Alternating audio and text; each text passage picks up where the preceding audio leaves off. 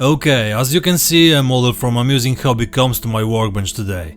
And this is another vehicle from the series of prototypes after the KF-51. Maybe you would prefer it to be a real Abrams, but when I saw the announcement of this model, I immediately decided to pre-order it. The construction of the model is very simple, but you must remember that if you want to build this set, check the instructions carefully. I have the impression that the designer was in a bit too much of a hurry when preparing the drawings. This time I decided to start working on trucks because I knew it would be a boring job and it would be best to get it over with as soon as possible. I cut out all the elements from the frames and prepared a long template for arranging the elements. In each frame there is one element that can be glued to the next one, thus creating the long helper as you can see here. It's much more convenient for me than using a short one because I can focus on a larger number of links. It took me about 4 hours to build both trucks, from cutting out the frame to gluing the last link. For information, if anyone is interested, I used thick Tamiya glue which has a slightly longer drying time. Now, going back to the beginning of the instructions, I started working on the hull and chassis. It's not complicated and I just wonder why the producer prepared separate rims for the wheels. Are you sure it couldn't be done as one element? I don't want to believe it. Well, at least we will spend a little more time with the model. It's obvious, and this way the name I'm using will be more memorable. I must admit that the fitting of the model is very good and all parts fit together perfectly. All you need to do is prepare your work properly and construction will go smoothly.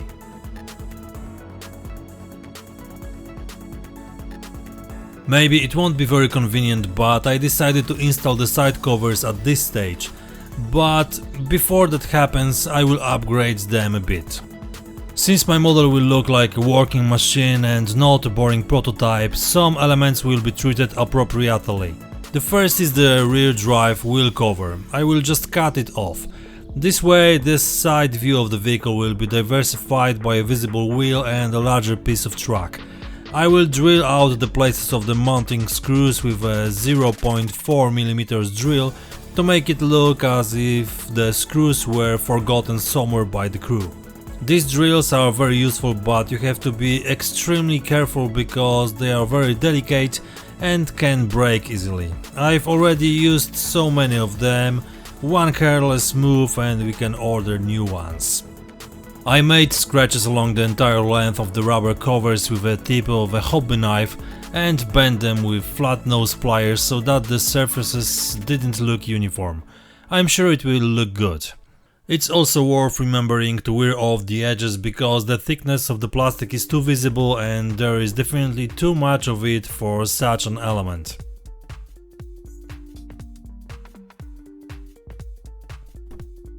I covered the periscopes with masking tape and glued them into place. After painting, you will probably see the transparency of these elements and I hope that all they will need is a gentle wash.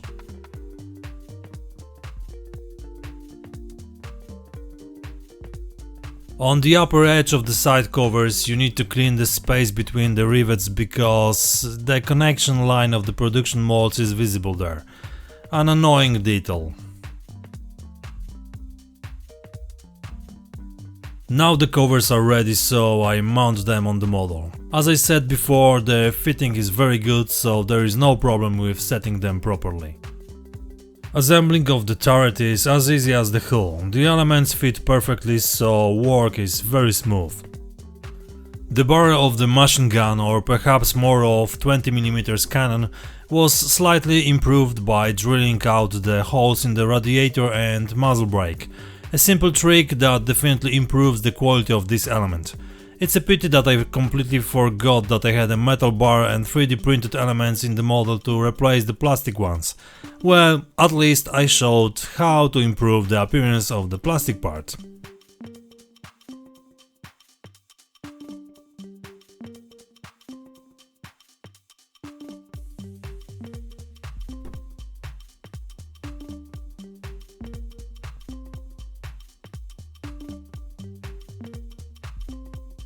To preserve the color of optoelectronic elements, I used PVA glue to mask the glasses.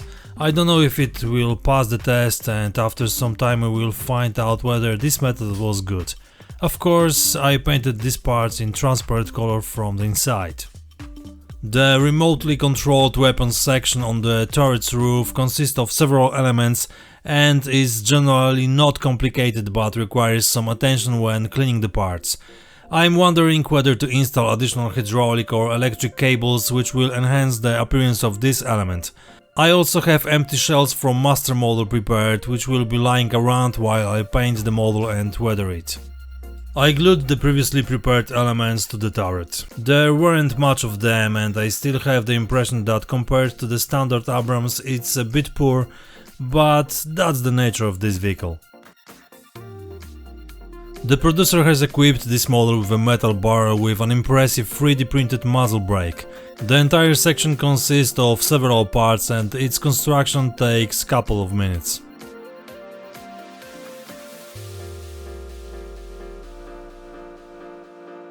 It's worth sanding the barrel with fine sandpaper to make its surface more matte.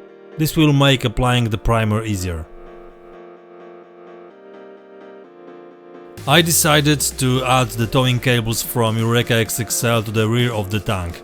Regardless of the modernity of the vehicle, tow ropes will probably remain a permanent element of the equipment because they are the simplest solution when the machine needs to be evacuated from a muddy battlefield. I copied the arrangement of the rear wall of the hull from a photo I found while searching for materials about Abrams. In my opinion, this method of mounting is interesting enough and is a nice change on flat surfaces of the vehicle. The shackles are from RB model and I made the mounting on the right side from a regular paper strip.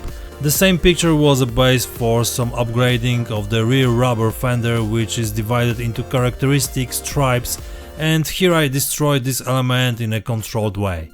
I love such details because they add much more life to the miniature, make the whole thing look more realistic, and these small variations attract the eye.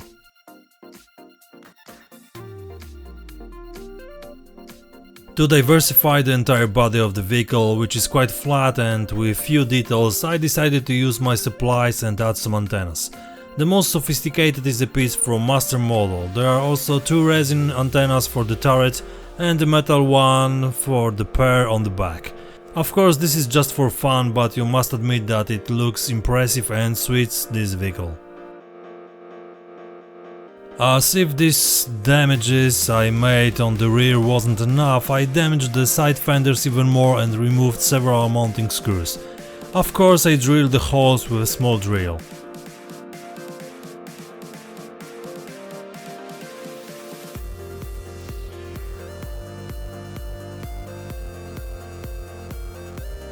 This flat area on the turret behind the machine gun station is perfect for carrying stowage.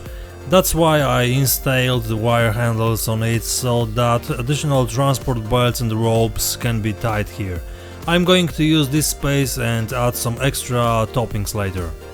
The handles were glued with VMS black CA glue, so I needed to do some cleaning with debonder, just if anyone would like to ask. Let's make some box. This time I used a slightly different balsa wood than usual and it was a good solution. The material is harder and more resistant to any damage during processing. I glued everything with black VMS CA glue and added a cardboard floor to the bottom and glued supports inside to make sure nothing unexpected would happen.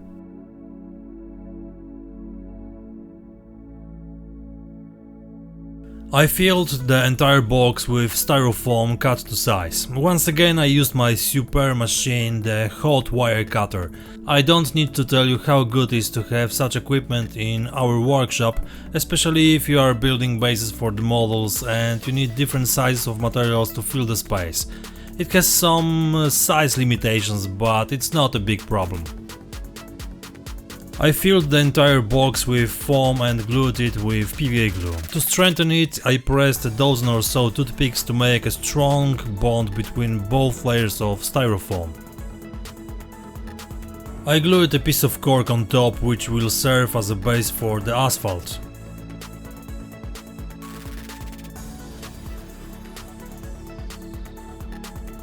I used modeling clay to cover the styrofoam, which is a base for the mud that will appear later.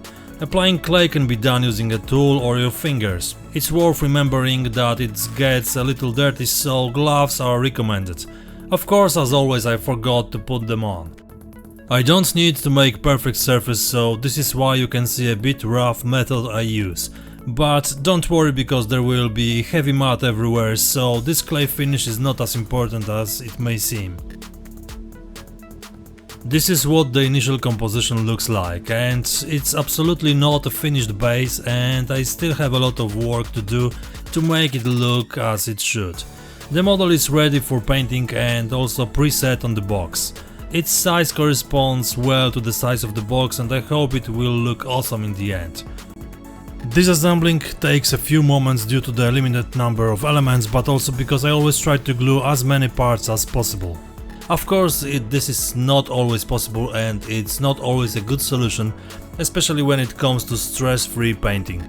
Several times I saw models from other modelers that were painted not assembled but only built into larger elements.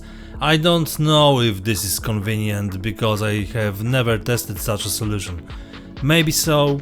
Let me know in the comments whether you work this way and what the advantages and disadvantages of this solution are.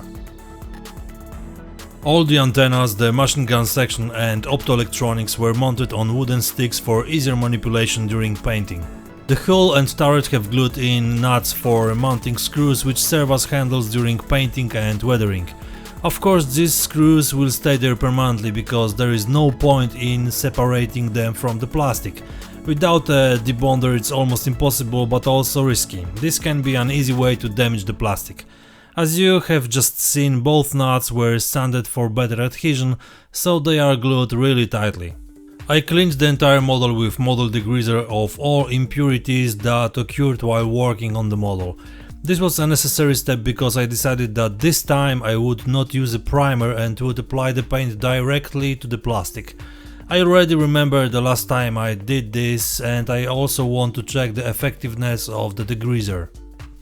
I covered all metal elements with a thin layer of metal primer. This of course applies to the towing cables, the barrel and the handles on the turret, and small elements added here and there throughout the model. Of course, I didn't forget about the antennas that are waiting for the turn attached to the piece of the balsa wood.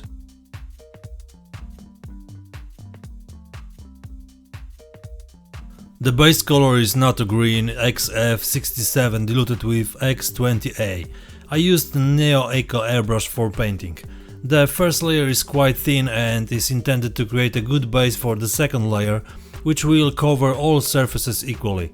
Here it took me more time to replenish the paint than to paint it, because as you can see, I don't do it in a sophisticated way. Generally I try to apply the paint evenly, covering all surfaces with an even layer.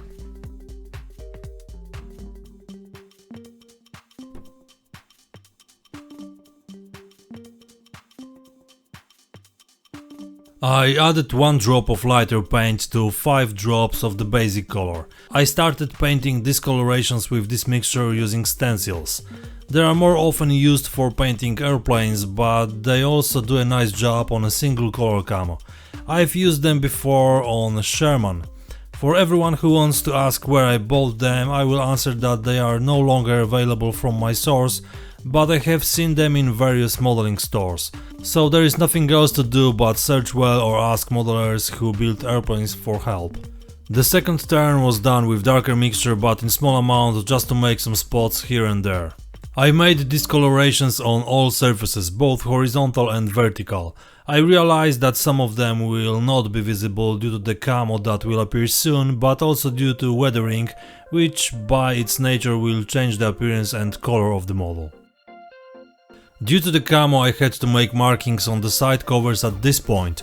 From the old Dragon set I have in my collection, I cut out a dozen or so stickers that will be useful for this model.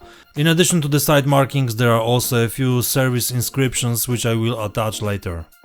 I reduced the mentioned markings slightly and cut them out with a hobby knife, cutting off the transparent film. Generally speaking, it doesn't matter to me whether the content is correct, because I care more about the cool appearance of the entire model. Therefore, if you are familiar with modern American markings, do not criticize me for arranging them this way on this model. However, first I covered the particular places on the model with Modeler's Sword glossy varnish. 2 thin layers were enough to make a good base for decals. Applying was a piece of cake and it took only a few minutes to put them on the model.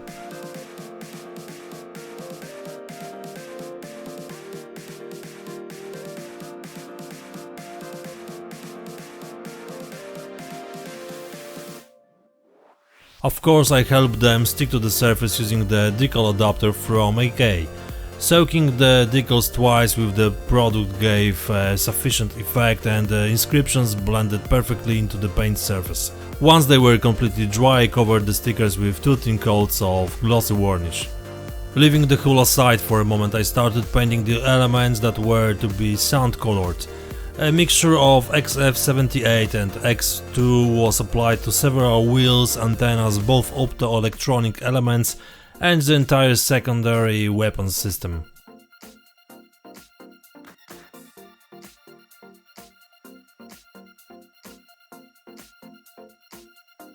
Before I moved on to further work, I covered the markings on the sides with matte varnish, which resulted in a perfect appearance of the markings without any visible shine.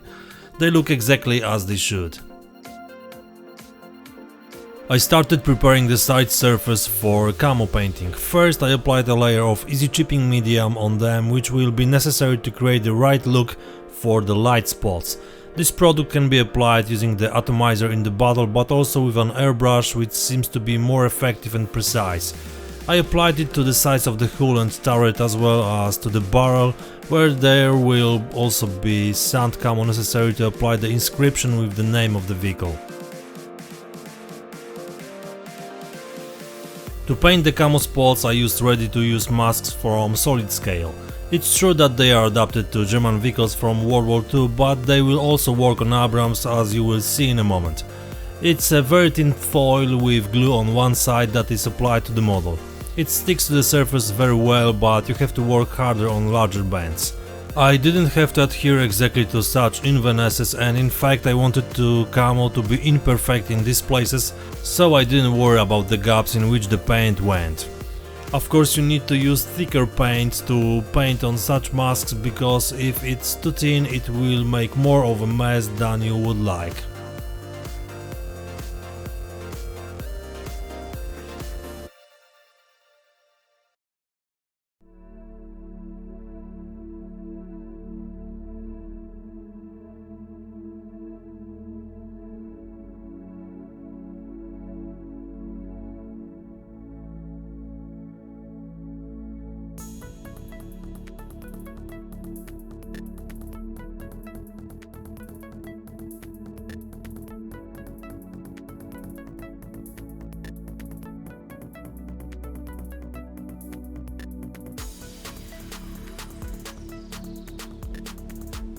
After removing the masks, Abrams looks quite interesting, but this is not the end of the work with this color. Activating easy chipping medium is very easy because it only requires water and paint removal tool. Of course it's the best to work in small sections, controlling the surface humidity and the size of the scratches created with a brush, toothpick or any other tool. Each of them creates a different type, size and shape of paint damage, so it's worth using different tools to create interesting looking scratches. It's also worth remembering how and thanks to what external factors they arise. Thinner for acrylic paints can also be used to remove the paint. Here on the example of one fragment you can see exactly how you can work with it.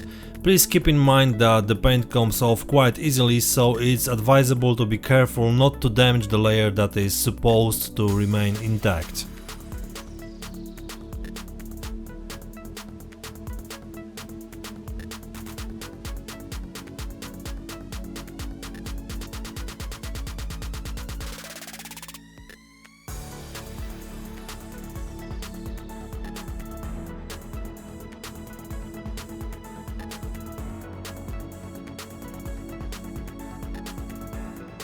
Using acrylic paints and a good thinner, I started painting details on the entire model. There is no great philosophy, rocket science or difficulty here, so my comment is rather unnecessary.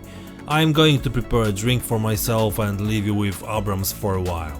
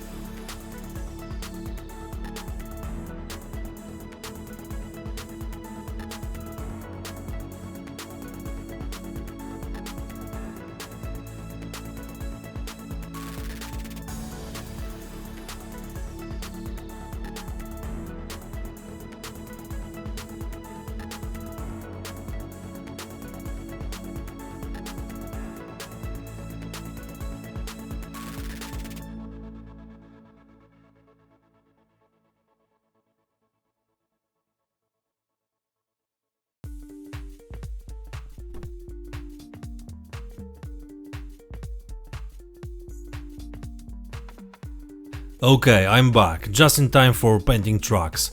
In the end I assume that they will be very muddy, so any painting will lose its important role. That's why I don't care much about what they look like now. I'm more interested in adding base colors. I don't know how you approach it, maybe you consider it unprofessional, but what matters to me is the final effect, and even if I had to paint them with children's paints, it doesn't matter to me at all. The first color is of course silver as the base for the entire truck. Rubber black is perfect for painting rubber elements on both sides.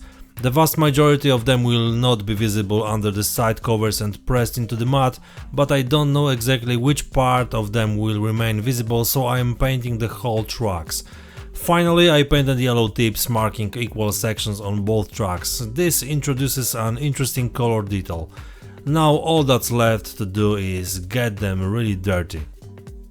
But first I applied a thin layer of glossy varnish to the entire model, preparing the surface for decals and wash and added weathering effects.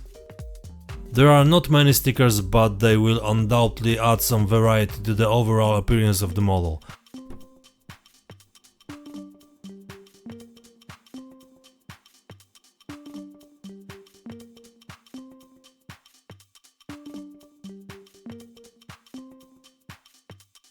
Finally, something unique. I decided to add custom markings to the sides of the hull and the roof of the turret. For this I will use shiny adhesive tape and cut strips exactly the same width as the tape you see. About 5 cm at 1:1 scale is about 1.5 mm at 35 scale. The tape is white, so it will contrast perfectly with the camo colors. I glued it in a careless way and it looks natural. Letter and numbers don't have any meaning and don't copy the markings of any particular vehicle.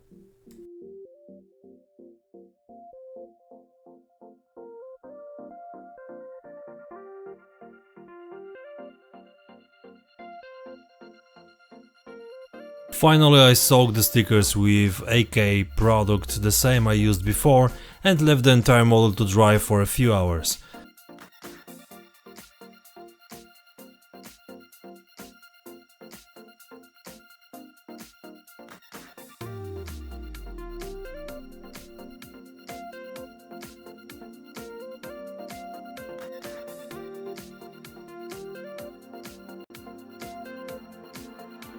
As I already mentioned, the base will be divided into two parts. On the higher part there will be an old asphalt road and on the lower an Abrams coming from muddy field. There will be mud, a lot of mud. I used products from Modeler's World to make the asphalt path. In total 3 different ones with different colors and different consistencies to give an interesting look to this part of the road. Applying these products is not a complicated procedure and can be easily done in a few moments. It's convenient to use a good spatula, and in my opinion the most convenient one is the long tool because it can take up larger amounts of material and it's easier to smooth the surface. I decided to give my road an irregular appearance, that's what I would call it. These 3 types of asphalt will give the right character and you will immediately know that it's not a road traveled very often, but enough to avoid leaving unglued holes in it. Most importantly, I don't try to smooth the surface to a perfectly flat one. Imperfections are recommended.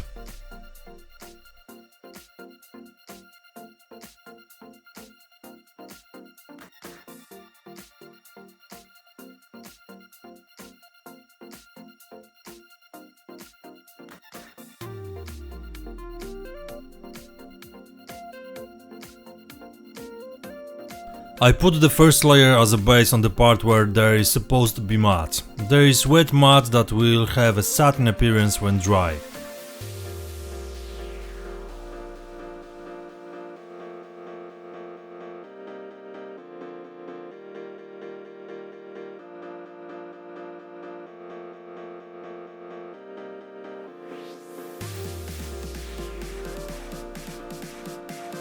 The trucks are painted and it always happens that they need to be moved a bit.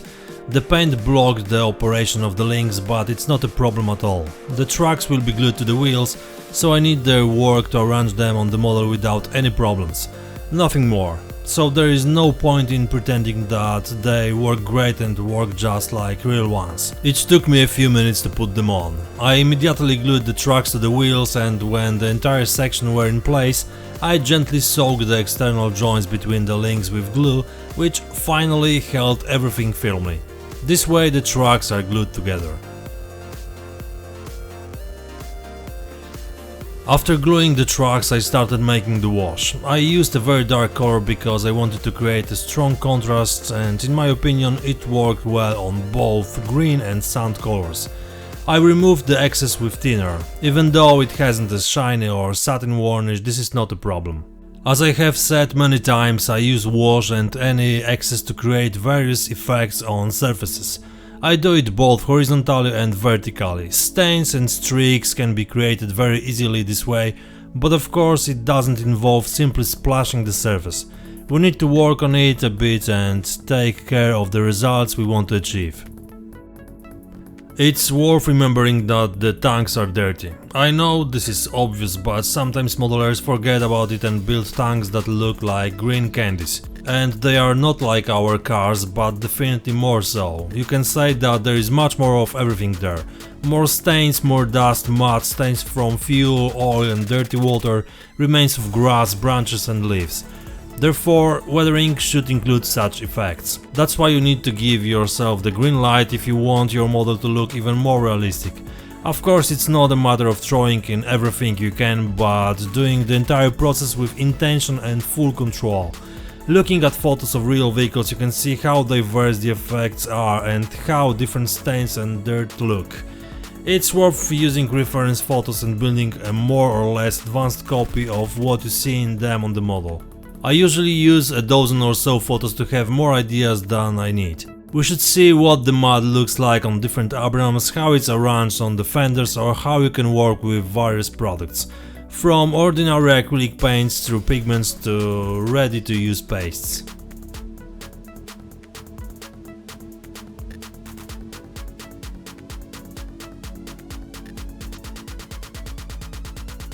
That's why I'm not afraid to get my model dirty with weathering paints, even if they cover a sophisticated shade of camo. I'm interested in the final effect, which is supposed to catch the eye. You may like it or not, but in both cases it's supposed to stop the viewer for longer than a second to look at what I did on the model. And as we say in Poland, it doesn't matter whether they say good or bad, as long as they don't misspell your name. And in my case it's very important because my surname is impossible to pronounce for many people. Okay, the modeling philosophy took me a few moments, but the dirting is ongoing. Now I am applying the first coat of dry dust, but before, when I was talking about very important things, I applied a dark dust base from weathering paint around the ring of the turret. There was also easy chipping medium added to the surface, which will serve as an aid in removing light and dried dust. However, it's quite strong and weathering paints are definitely less pigmented than regular paints, so I added some Tamiya buff to make it stronger. I applied this dust to the side surfaces and lightly entered the top of the hull. After it dries, I remove the paint piece by soaking it in water and then rubbing it with a brush. In this way I work on the entire model, building the first layer of dust and thin dried mud. Because I really like working with pigments and using their properties, after mixing with solution fluid I have mud which I apply to the model. I am not too concerned about the quantities, and the appearance will mostly be obscured by subsequent layers. I focus more on splatter than larger stains, although I do build larger mud elements here and there, for example on the front edge where the tank could scoop up more mud by climbing higher hills. On the side surfaces I used pure pigment enhanced with Tamiya thinner and solution fluid. I just had fun like a little boy, creating various effects and thickness of mud on the covers.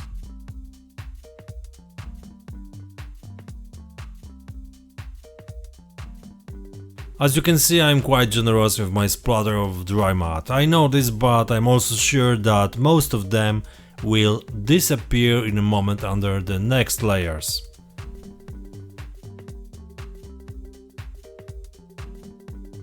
You can even make something like a filter out of such mud to cover the tracks. I added a few drops of water to make it easier to spread it over the surface.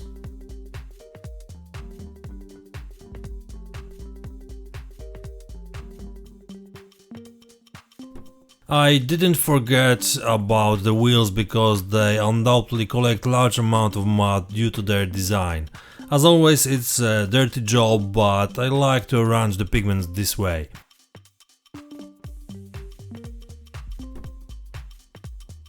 Now it's the best moment to mention about my superb patrons who support my activity. Massive thanks, guys! The people who help me the most are Bulldog09, Christopher Obarski, Dan Dibua, Dan Mikeshak, Hans Zap, Karsten Ikedi and Steve Ankin. But the people listed just now are also my great patrons. Please don't forget that you can be one of them.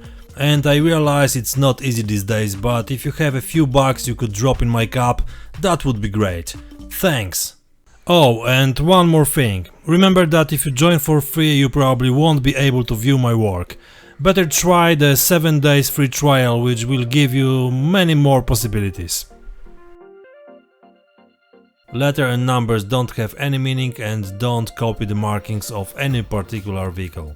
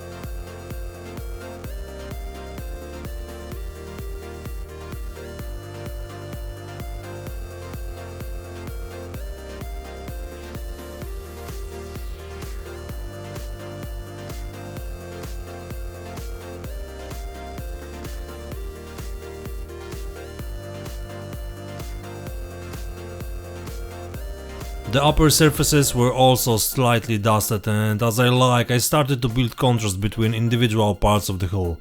This is best seen at all the hatches and protruding elements, which are usually surrounded by dust. I haven't forgotten about the lower surfaces of the turret, which must also have some dust on them. You know, it's so relaxing. If you want to break away from reality for a moment, just start dirtying the model with pigments.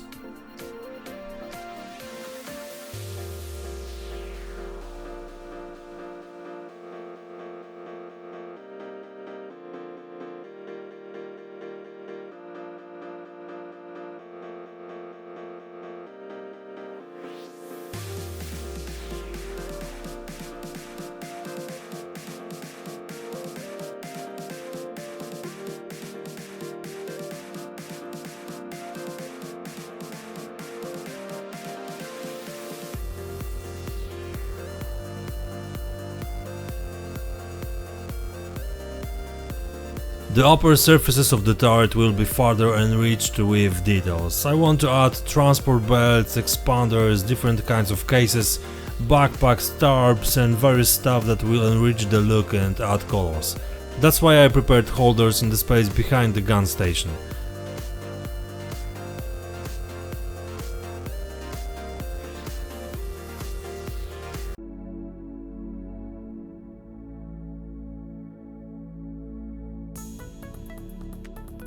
Now I started painting the sides of the entire hull with dirty water from the Spill Wet Effect series. It's a simple job, but you have to remember one rule: the spots should be rounded shapes. A trivial statement, but quite important in preparing good looking effects in this area. If we make the borders too angular, it will look weak and unnatural. It's worth remembering this. The streaks should be as thin and irregular as possible. Of course, they should be located in places where they could appear. It's also worth making some small marks by splashing the product all over the model.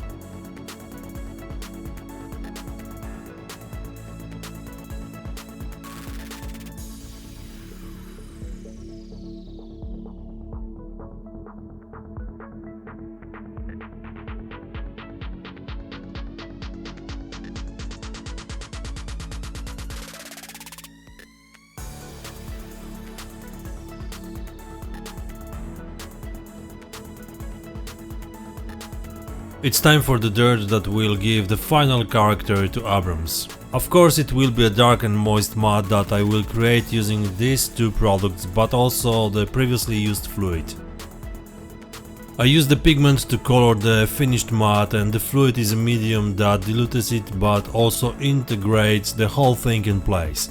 As in the case of pigments, you need to spend some time to properly arrange the mud so that it looks as realistic as possible on the model. I wanted to achieve the effect of a very dirty vehicle, which I have seen many times both in photos and in reality. That's why you see so much mud on the model. But I said earlier, everything will depend on the ground in which the model will be placed and will create one piece. Generally, I focus on the lower parts of the model so as not to completely cover the previous work I did with dry mud. I covered all surfaces that could receive a fair amount of fresh mud. Of course, I'm talking about the bottom of the hull, wheels, tracks and rubber covers.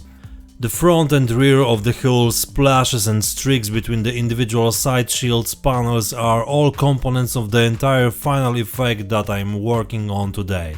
Even such details as a casual inscription on the left side add character and are a very individual approach to the topic. It's something similar to A-Team on KF-51. If you've watched this series, you know what I'm talking about.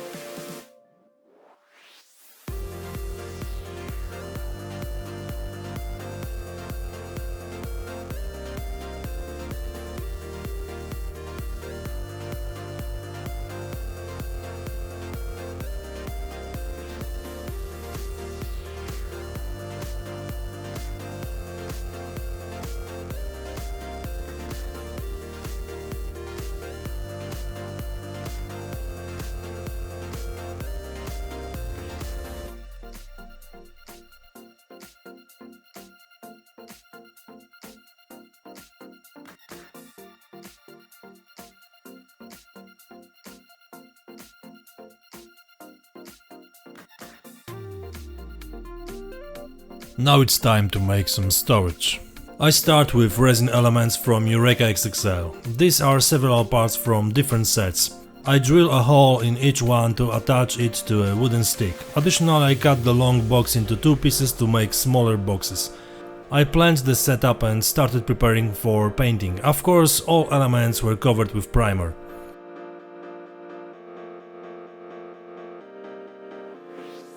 First I painted the sand color on the water containers. I think you will be interested in a way to make a visible mark on containers with liquids. Just mask the appropriate level and paint the thin layer of a very dark color. After removing the masking, apply the base color so that the trace of this dark color is visible but not dominant.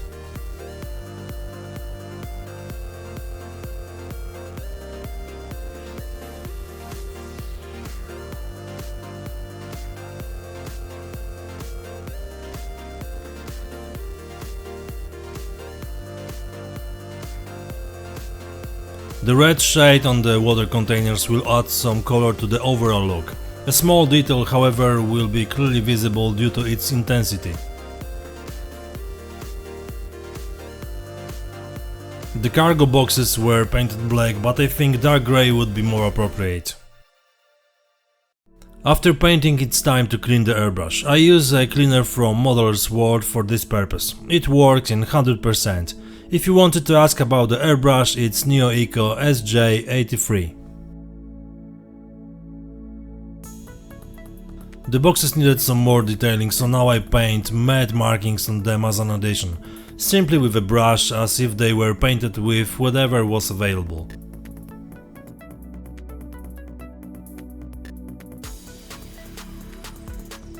Apart from the matte boxes, the remaining elements were washed. Nothing big, standard procedure and cleaning using a thinner for oil paints and enamels.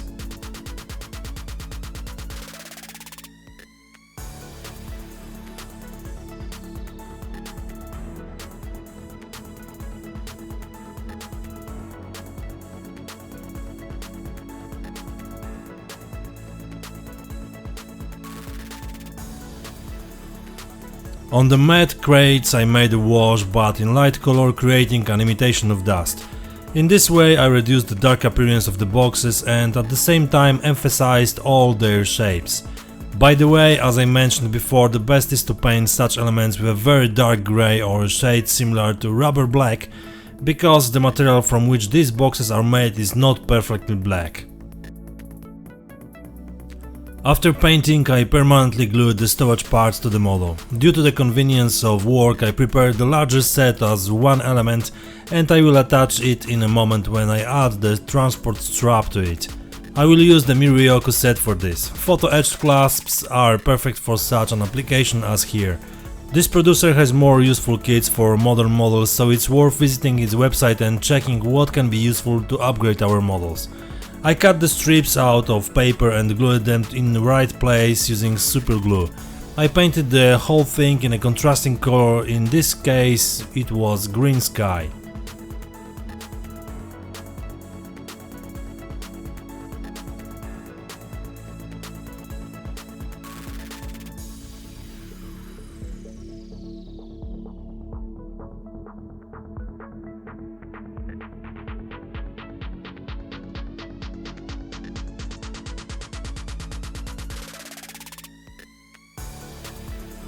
You have probably seen more than once that the end of transport straps has a characteristic hook.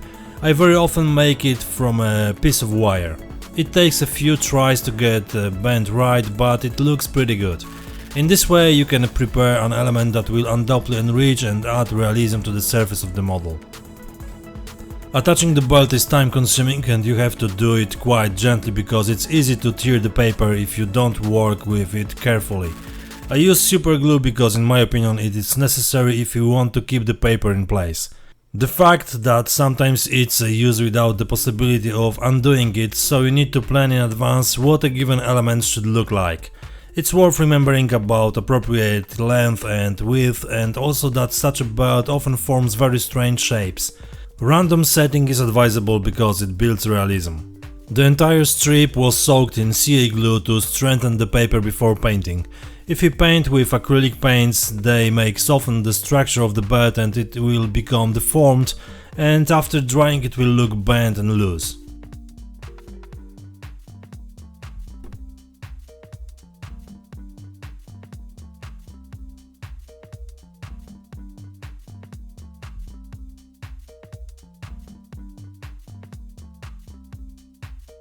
The tarp will be made from a piece of paper that I had already prepared earlier and set aside for occasion like this. It's a tissue soaked in paint and PVA glue. After drying it is flexible and quite durable. It can be used many times by soaking with water or glue and the same drying. The color depends only on our needs. Just cut off the necessary piece, soak it in glue or water, and when it won't get your fingers dirty, start placing it on the model. I have been using this solution for many years and it works every time I need to make non-standard additions to the model. You can enrich such an element with additional stripes, buttons, patches and other elements that can be found on tarps transported on vehicles.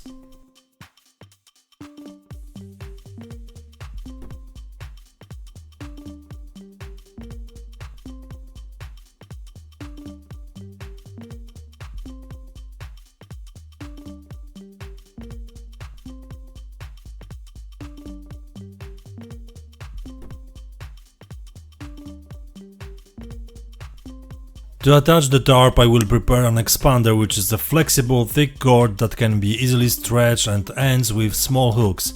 I use two types of copper wire to prepare it. The thicker one is a rope and the thinner one is a spring. Of course you can make the spring and hook from thinner wire, but it will be problematic to attach it to any hooks due to the elasticity of the material.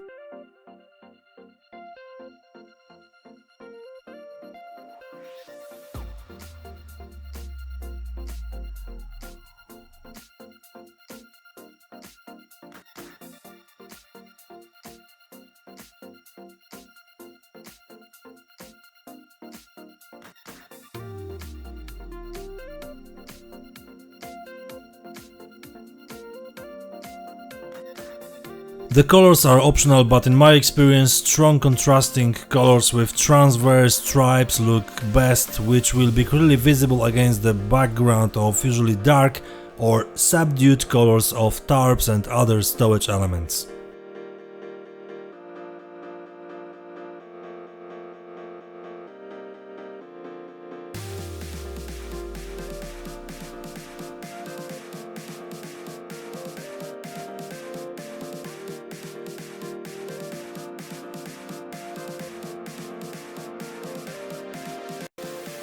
I also painted the transport straps quite light. You can find various inspirations on the internet, so the only thing that limits us is the paint resources we have.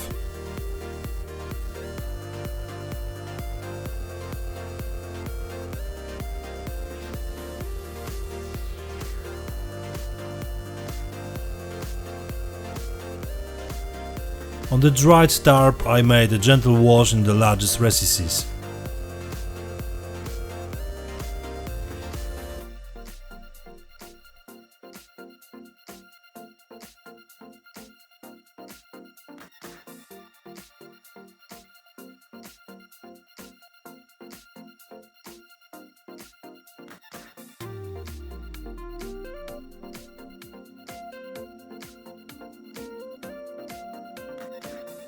I spent a few moments improving the appearance of the gun station. It wasn't a difficult task because I decided to polish the ammunition feeding belt with a pencil and add abrasions to the gun itself. Additionally, a bit of medium and light rust from Modeler's Vault will add a decidedly realistic look to the weapon components.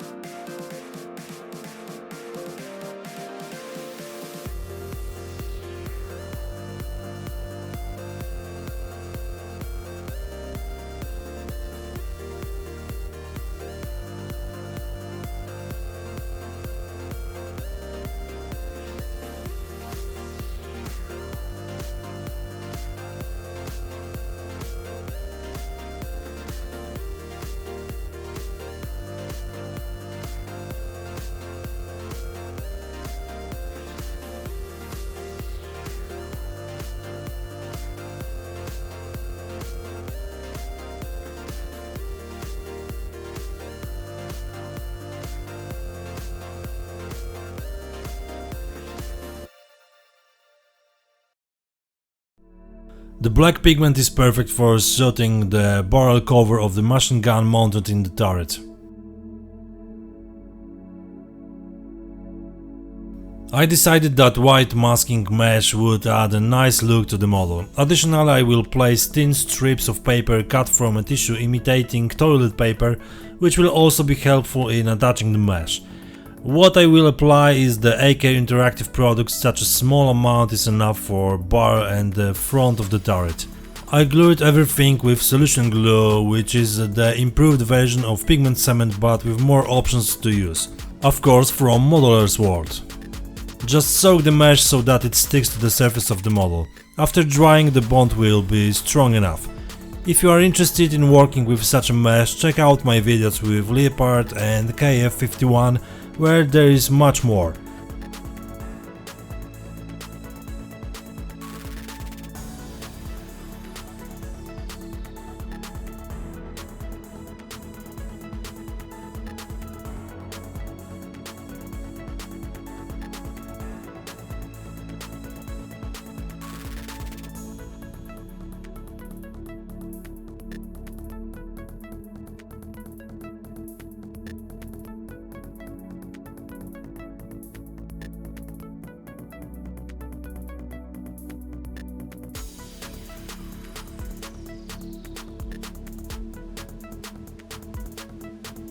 I use a heavily diluted dark grey wash to add a bit of dirt on the white surface of the material.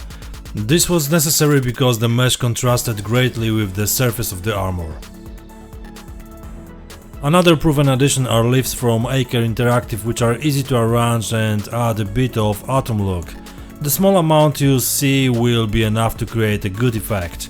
Just a bit of glue is enough to hold them in place, and it's best to arrange them individually, because then we can control the effect created.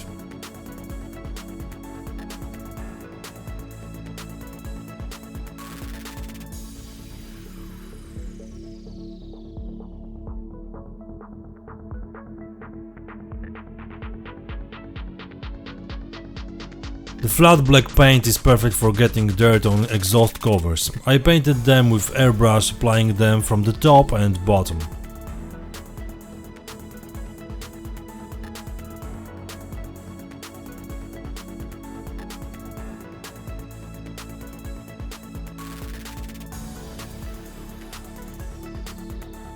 A bit of snow will be the icing on the cake. This time I will use baking soda and solution glue.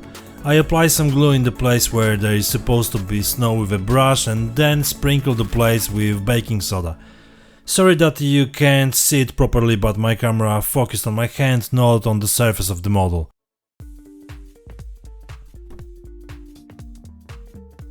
Finally, I soak it again with a few dabs of glue and let it dry.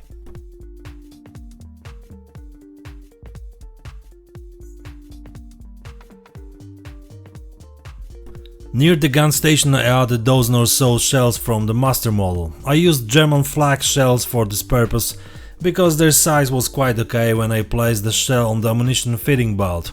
A bit of wash is necessary to highlight the shapes and slightly matte the surface. Otherwise, they will shine too brazenly on the surface of the turret. I glued them with a bit of solution glue.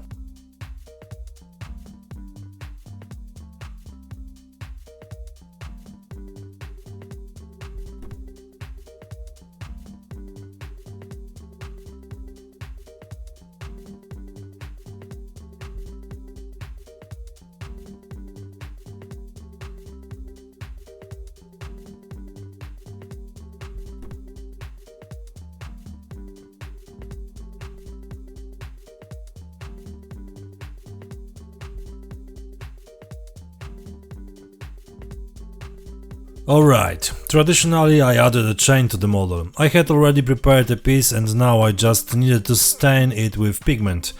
This way it obtained a dirty brown rusty shade perfect for this element.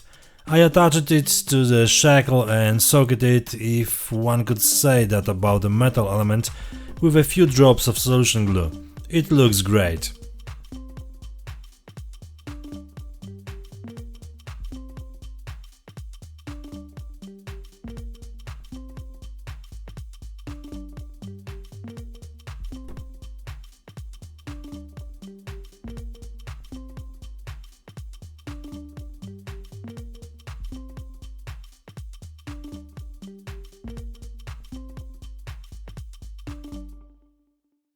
On the dried snow I added a bit of grey wash which highlighted the edges and added some dirty spots on it.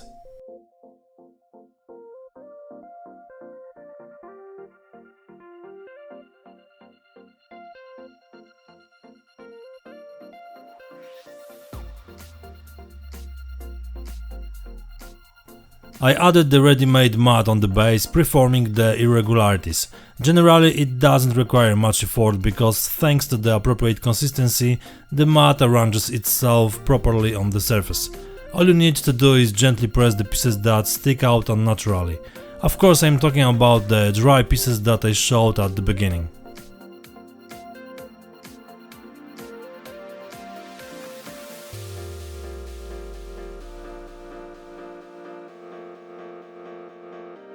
I drilled a hole in the model for the mounting screw. After appropriate setting and adjustment to the unevenness of the terrain, I screwed the tank to the base. Thanks to the appropriate length it will do the job, but just to be sure I added another one so that the model doesn't fall off the stand.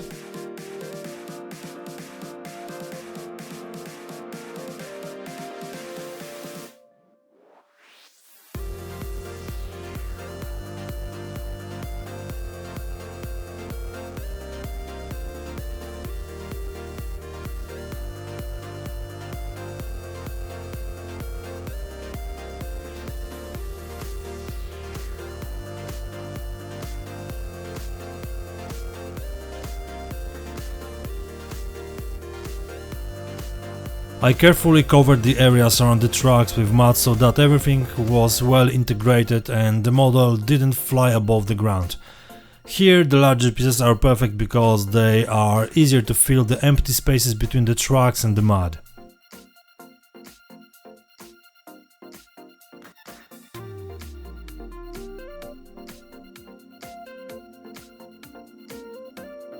I also created track prints, which is a more conventional way of imprinting traces in thick mud than copying each link. Generally you can also try to make marks with a piece of a track, but it will definitely not work on such fresh mud. On the surface of the rubber parts you need to add traces of freshly peeled off pieces of mud, which is a very easy task. Just place the irregular pieces on the surface of the trucks exactly as you can see in the video. I also didn't forget about getting the chain end dirty. It would definitely get muddy hanging like this.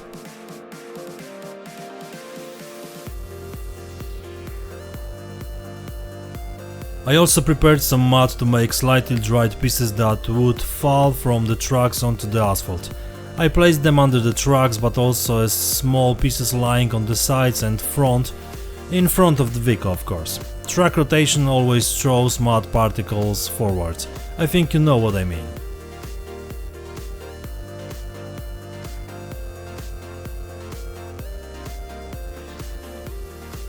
And at that moment I realized that I had made a mistake by placing the tank on the stand so quickly. I forgot to cover the asphalt with dust and wet spots. Shit happens. But after checking the situation I decided to act and choose weathering paints to make it slightly dirty. First I loaded some dirty dust into the airbrush. This paint has the advantage that is delicate and transparent, so several layers are required to completely cover the surface. Here 2 layers were enough and I changed the paint to dried standard light mud. After applying it in the same way I started spreading the dry water spill effect on the surface, arranging it into irregular spots. After drying with an accelerator they are visible but quite subtle. When viewed from an angle the surface is satin as it should be after being slightly wetted by rain and while drying. Apart from 3 types of asphalt I have 2 colors of dust and moisture effect. Not bad for a piece of an old road, isn't it?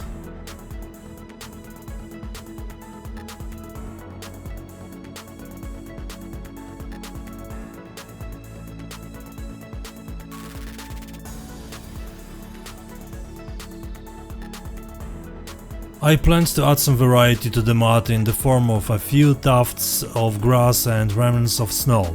The grass is self-adhesive and it's a AK interactive product. I used solution fluid and baking soda to apply the snow, exactly as on the model.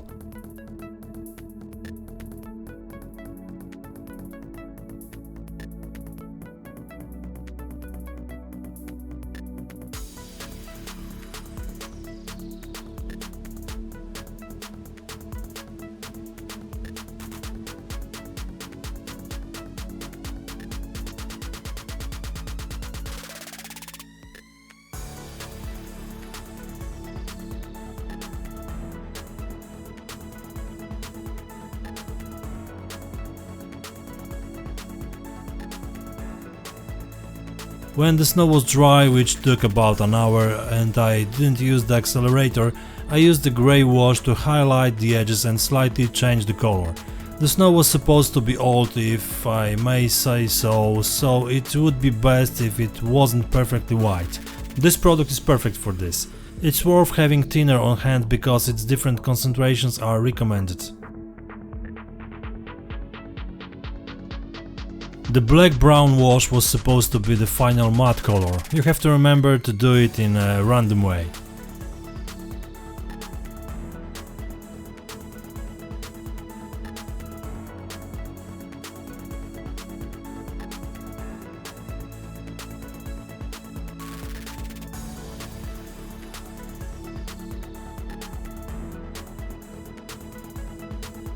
I did the same on the snow I had previously put on the vehicle. Now it looks very good.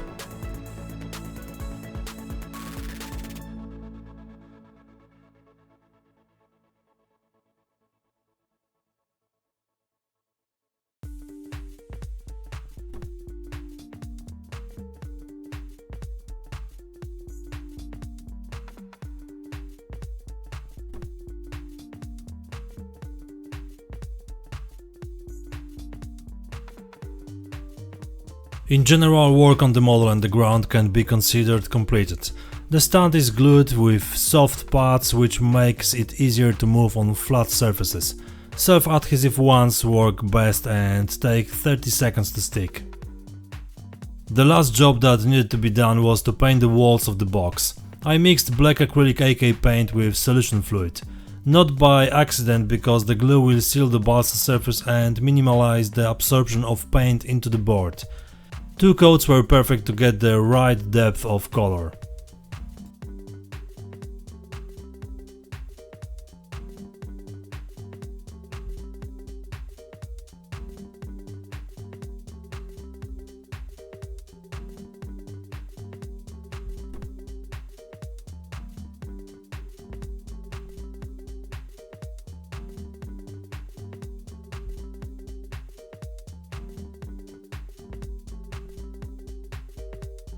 And this is the result of my work. I hope you enjoyed this process.